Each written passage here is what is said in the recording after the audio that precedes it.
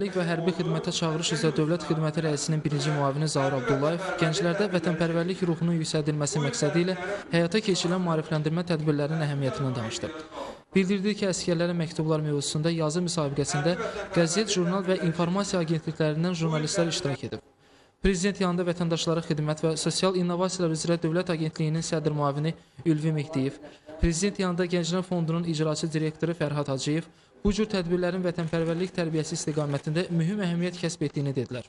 Qeyd edək ki, müsabiqədə qalib yazılar səfərbərlik və hərbi xidmətə çağırış üzrə Dövlət Xidmətinin nəşrlərində istifadə ediləcək. Səfərbərlik və hərbi xidmətə çağırış üzrə Dövlət Xidmətinin yaranmasından artıq 4 il keçmişdir.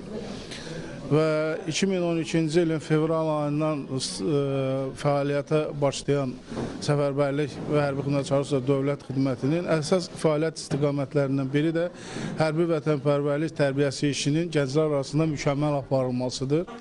Müsabiqəyə 50-yə jurnalistin məqaləsi təqdim olunub. Onlardan 13-ü mükafata layiq görülüb. Sonda qaliblərə diplomlar verildi. Elşad Əsənli, Cəfər Qasımov, Tural Orucov xəbərlər. Azərbaycan-Qarabağ müharibəsi əlilləri, veteranları və şəhid ailələri İctimai Birliyinin yaradılmasının 15 illiyinə həsr olunan tədbir keçirilib.